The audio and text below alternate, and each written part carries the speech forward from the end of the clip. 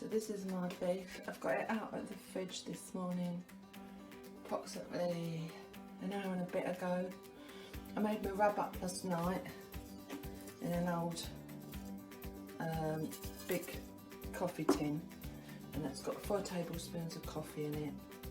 I used coffee grounds last time.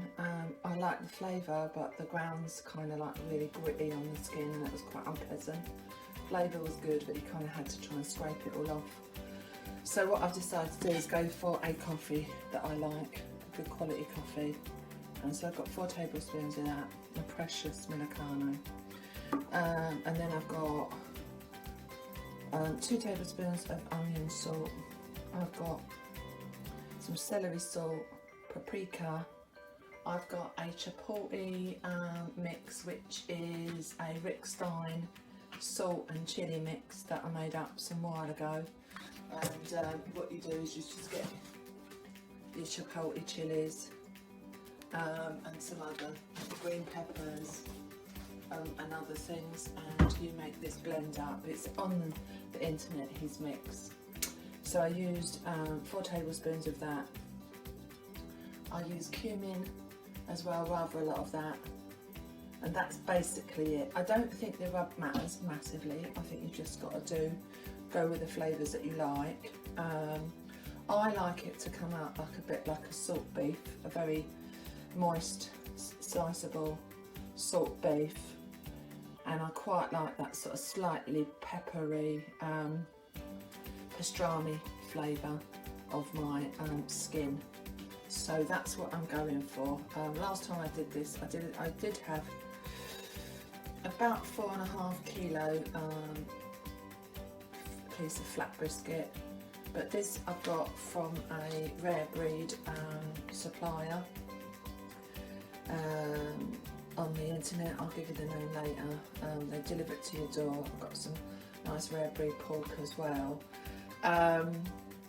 And this is nearly 6 kilos. This is 5.9.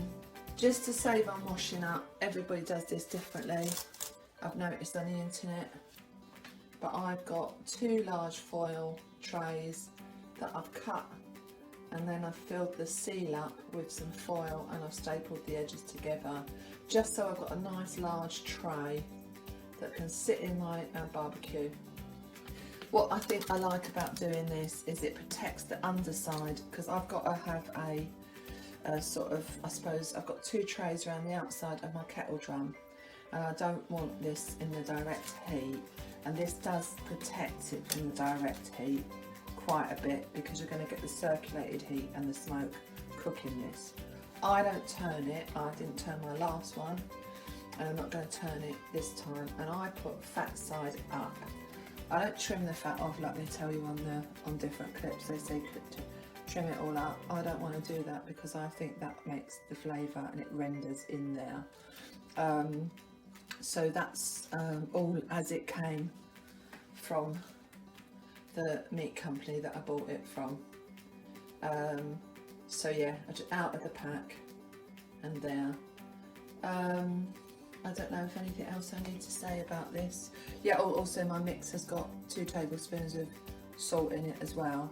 I'm also doing a liquid. At the moment I've got some hickory chips that are soaking in this other tin smoker. I don't really like this smoker. I prefer just putting your wood on the coals, just slightly offset it so it just sort of gets alight, but it just then smoulders, and you've got loads and loads of good smoke that way. Everyone does it differently, but I find that I can use a really small piece of wood and get lots of smoke, because as long as you don't keep opening the door, it will build up with smoke. In there, that liquid there is cider. I would use apple juice, but we're in COVID-19 lockdown and I can't get hold of any. And I like pure apple juice. I don't like any of the plasticky artificial stuff. And also in there I've got that is probably 2 cups of cider, and then half a cup of Armagnac, which is some brandy that my dad left me. We don't really drink brandy. I was going to put rum in, but I like my rum too much. but I'm hoping this will give it a bit of a bourbon-y kind of flavour, and that will go in another foil tray that I have in the bottom, so I'm getting a bit of smoke and a bit of steam that I'm creating. Okay, one of the other things that I always make sure I do, which I've learned, is the heat that, I'll tell you a bit more about the heat at the moment, but the range of the heat, as long as you're keeping it between sort of 275 and 350, sometimes it'll go up a bit higher. I don't think it really makes a lot of difference, whereas I was really pedantic about the heat the first few times I did it. And that, you can, so long as you're cooking in that range and that is fairly consistent, it'll work. What happens is the lower the heat, the longer it takes. The higher the heat, the quicker it takes. But don't forget the heat inside the meat is slowly getting there on both of those outer ranges. So what you really must have, which I think is the most essential bit of kit, is a thermometer, and I have two. I have one that goes into my meat, and I have one that sits in the actual outside